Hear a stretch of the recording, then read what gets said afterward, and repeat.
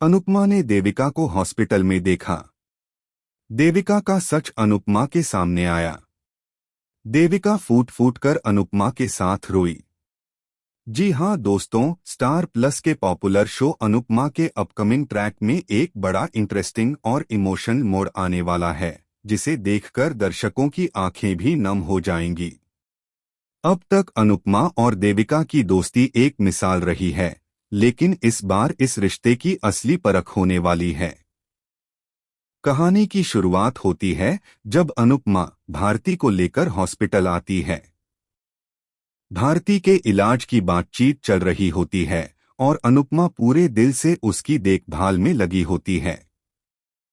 तभी अचानक जैसे ही अनुपमा केबिन से बाहर निकलती है, उसके कदम वहीं थम जाते हैं।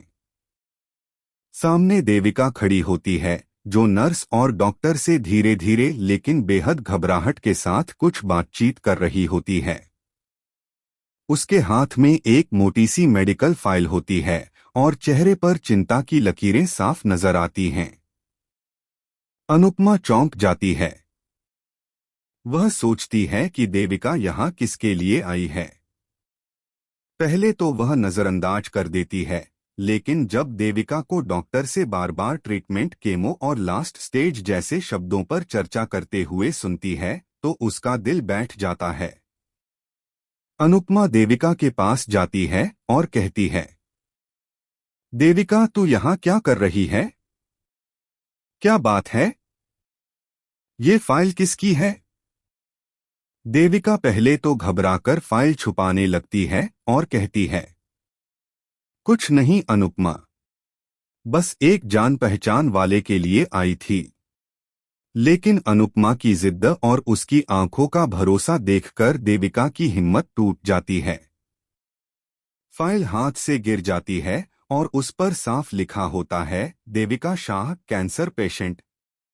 यह देखकर अनुपमा के पैरों तले जमीन खिसक जाती है।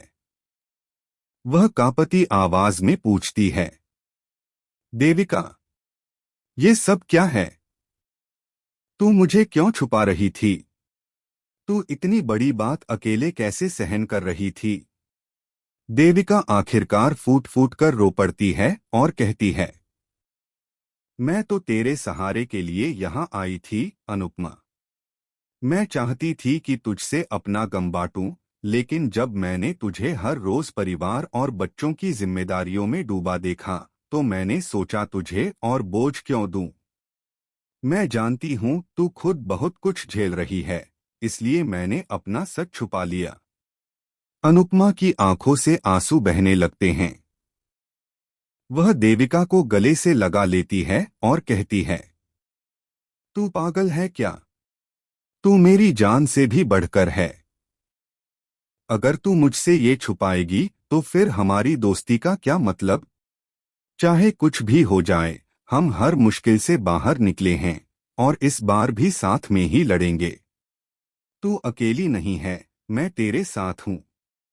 लेकिन दोस्तों, यहाँ ट्विस्ट यहीं खत्म नहीं होता।